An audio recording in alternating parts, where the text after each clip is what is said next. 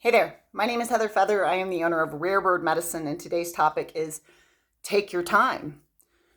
Now, there's some two-leggeds that will be a well-developed earth elemental, is what I call it. That can be strong placements of Taurus, Virgo, Capricorn in your astrology chart.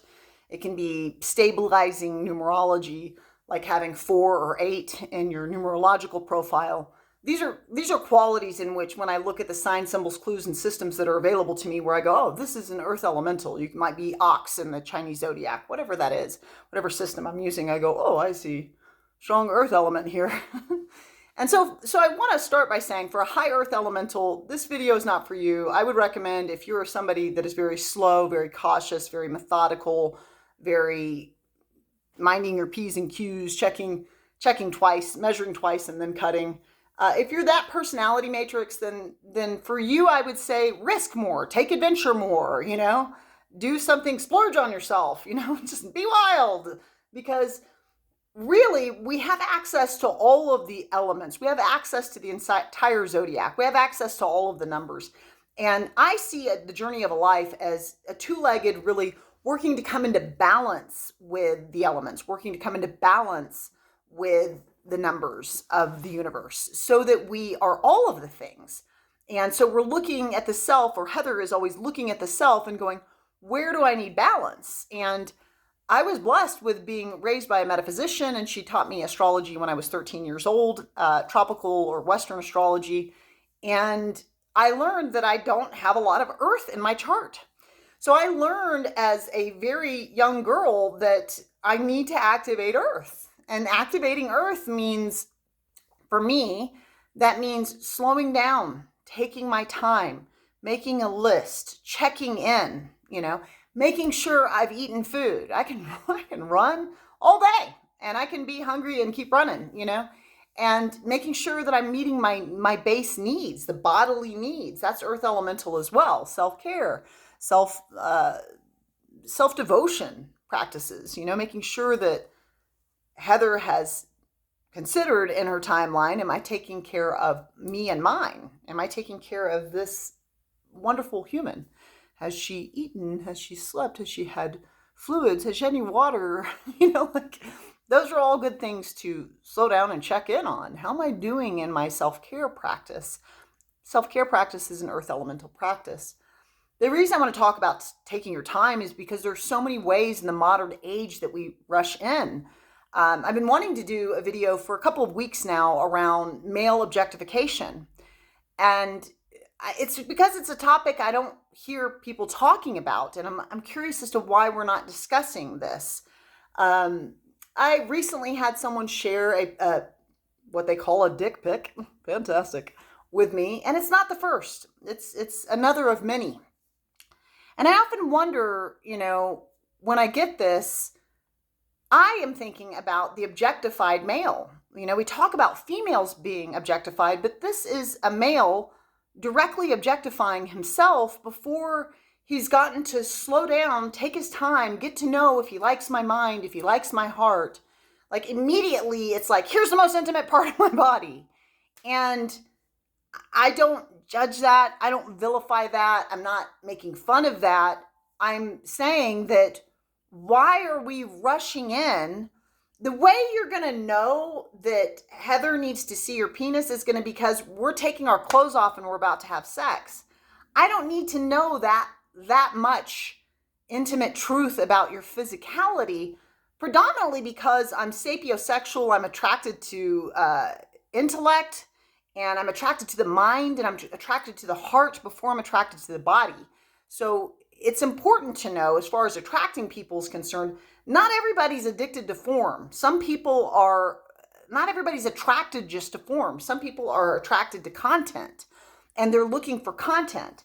And I can say, throughout my life, because of my openness and my willingness to take risk, I've jumped into a lot of paradigms, just like, let's figure out what this content is over time. And then I go, oh, this content is not the content I want to be exposed to. And I've had to leave relationships, which is hard for me as a monogamous long-termer, and I've talked about that. But if I had taken my time on the front end, if I had slowed down in the paradigm to consider, What is their mind like? What is their conversation like? A lot of two-legged struggle with conversation. And it's about the art of asking questions. If you want to get to know a person, if you're keen on somebody, a he, a she, a they, whoever it is, whatever their identification marker is, if you're keen on somebody, the best way to get to know them is to ask questions. Who are you? What are you about? Where were you born? What was your hardest moment in life? What's your spiritual philosophy?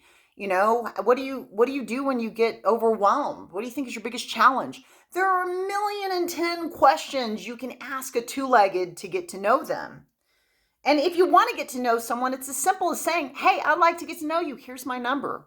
Let's talk sometime.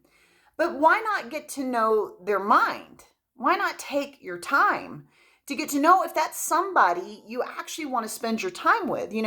My family would say, like, it's important that whoever you choose to be with, let that be someone that you want to wake up next to and have conversation with in the morning.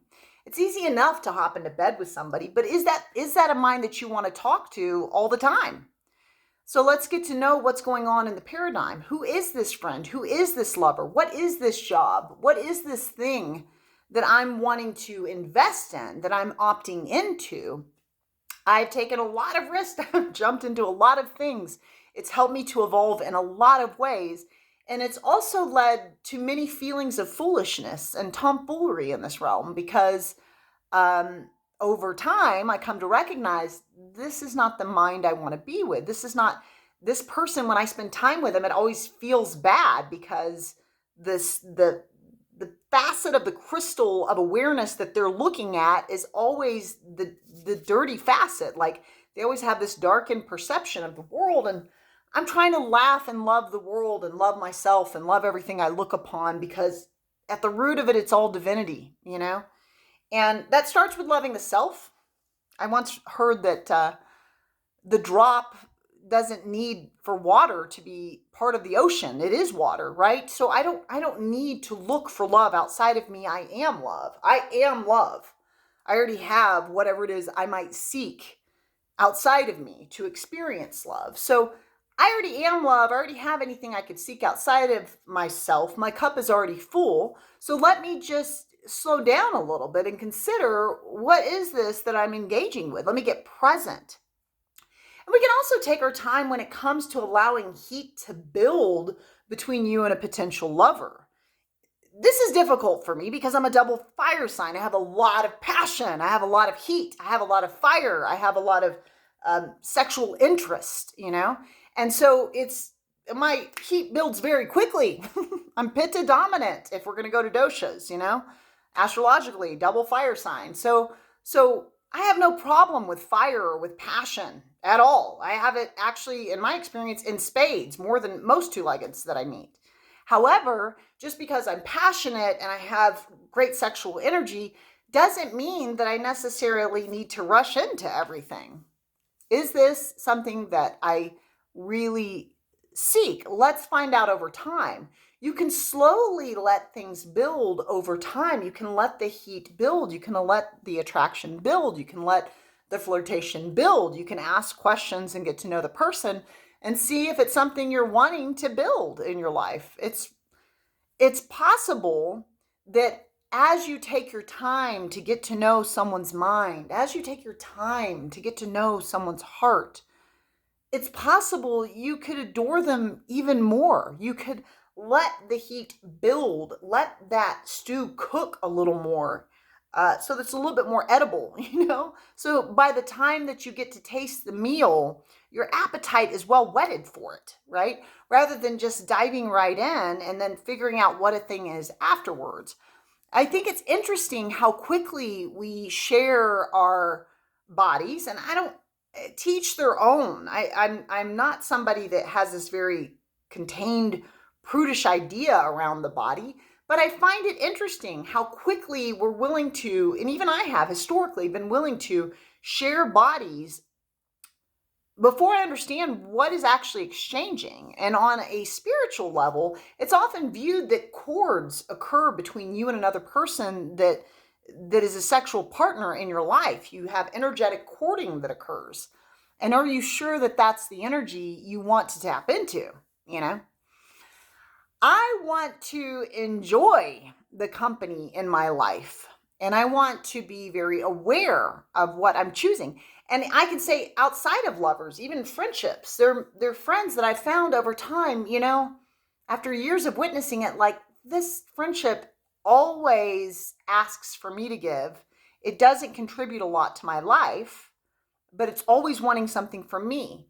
So you might come into a friendship as a giver with a taker. And you might find over time, like, this kind of drains my battery. I feel like I'm just constantly pouring forth. You're not putting a lot on the table for us to discuss, or, it doesn't have to be things and objects. It can just be content, development, evolution.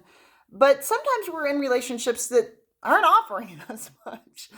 And it's okay to take your time too right now and just evaluate your life. Is there anyone in my life that there's just not a lot of joy for me in being connected with this entity? You don't have to have everyone directly in your field of attention. You don't have to respond to everything right away. You don't have to be so urgent about your phone and your text messages and your Instagrams and your Facebooks, whatever it is. I'm a business owner, and I am terrible at responding to people. I'm a business owner, and Heather will respond to you probably within a week, sometimes within 2 weeks, and sometimes she will totally miss the point of responding. And it's because I work multiple jobs and I have tons of interest and I fill my time easily and well. And so it's okay also to take your time in a response. One of the things I learned about through my trainings in Millennium 3 education is to allow for the pregnant pause. Not everything needs a response. Some people don't even notice that when they communicate, they're looking for a fight. I got into a conversation today that was kind of, on the other person's part, it was kind of subversively passive aggressive. They were kind of taking jabs without directly taking them. And that's okay. I don't take it personally. I didn't like, oh, you're being passive aggressive. I just realized, I even had the thought today, like, I wonder if I even need to respond to that, because I don't. Do I want to was the check-in. I was asking myself, like, do I want to respond to this? How do I want to respond to this? You're allowed to take your time before you respond. Sometimes we rush in to respond when we're angry or sad or upset, and we don't say things in the true beauty of our heart because our mind is fluttered with a lot of stressed thoughts in response to what's going on. And so it's okay to say, let me take a little time. I'm going to get back with you, but I just want to make sure when I communicate, what I'm saying is coming from my heart or coming from my wisdom and not my foolish. I feel a little foolish on this topic right now. Give me a minute and I'll get back with you as soon as I feel clear on what I want to say. So you're allowed to even speak to taking your time. So is there anything in your life right now that you feel really urgent about? You're putting pressure on yourself to urgently get healthy. You're putting pressure on yourself to urgently respond to your phone. You're putting pressure on yourself to, just constantly, urgently dive in from one relationship to another. I would say it's really beneficial to spend time alone. Heather's had a lot of periods of tons of dating and meeting people and walking away from things, and then periods of total alone time. And I love it because I love me. I love the lady that I be. I love my heart. I love my soul. I love the woman I've chosen to become. I love who I've evolved into. And that's because I've spent a lot of time with me and I know who she be. So it doesn't matter if somebody comes in at a conflict-oriented way with me. I'm aware, like, Heather doesn't really want to fight, so I wish you luck with your opinions, but I'm not somebody that's here to get in a disagreement. I'm aware of where I want to place my time and attention, and I'm able to vocalize, like, I don't really want to get into this conversation. It seems like it's just we're wanting to have a disagreement, and I'm happy to agree to disagree with you. Like, I don't expect you to be me. The role is taken, Are there any ways that you could serve yourself some medicine by taking your time, by slowing down, by weighing carefully the very precious choices that you're making with your beautiful, brilliant mind of light? Amun.